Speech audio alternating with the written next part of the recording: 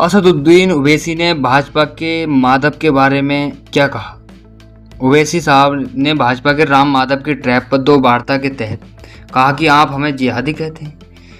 तहत पाकिस्तान के साथ बातचीत करने के लिए आलोचना करते हुए कहा कि ऐसा करने पर भारतीय मुसलमानों को पाकिस्तानी या जिहादी करार कर दिया जाएगा।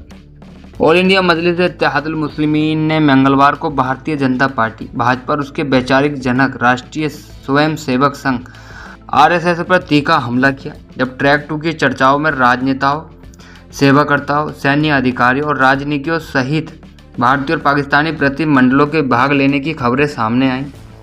एचटी ने पिछले सप्ताह मामले से परिचित लोगों का हवाला देते हुए बताया था कि लंदन स्थित एक थिंक टैंक द्वारा इस सप्ताह कोलंबो में आयोजित एक क्षेत्रीय सुरक्षा सम्मेलन के दौरान ट्रैक 2 पर चर्चा हुई थी। भारतीय प्रतिनिधिमंडल में आरएसएस से घनिष्ठ रूप से जुड़े राजनेता राम माधव शामिल थे, जिन्होंने 2014-2020 के दौरान भारतीय जनता पार्टी के राष्ट्रीय महासचिव के रूप में कार्य किया। वर्तमान में नई दिल्ली स्थित थिंक टैंक इंडिया फाउंडेशन के अध्यक्ष प्रतिनिधिमंडल में जनरल एम नरवणे में शामिल थे, जिन्होंने 2019-22 के दौरान भारतीय सेना प्रमुख के रूप में कार्य किया। रुचि घनश्याम, जो ब्रिटेन में पूर्व भारतीय राजदूत थी और 1990 के दशक के उत्तरार्ध में इस्लामाबाद में उच्चायोग में सेवा देने वाली पहली महिला राजनीतिक में से एक थी। नई दिल्ली, कोलंबो, इस्लामाबाद में हो रहे घटनाक्रमों से परिचित लोगों ने यह जानकारी दी है।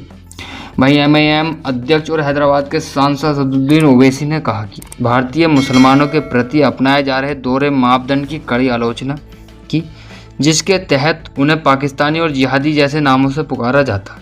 उन्होंने कहा कि वह राम माधव द्वारा पाकिस्तान के साथ बातचीत करने की खबरों पर सवाल उठाते हैं और पूछते हैं कि आरएसएस से जुड़े किसी व्यक्ति द्वारा ऐसा करना स्वीकार्य क्यों है, जबकि अन्य लोगों द्वारा ऐसा करने पर आक्रोश क्यों पैदा होता।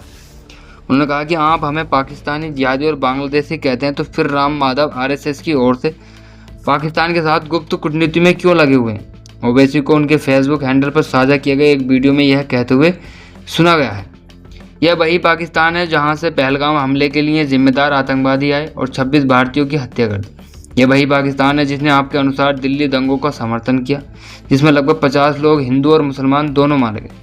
टीवी चैनल हमें बताएं कि राम माधव का पाकिस्तान से बात करना कैसा स्वीकार्य है।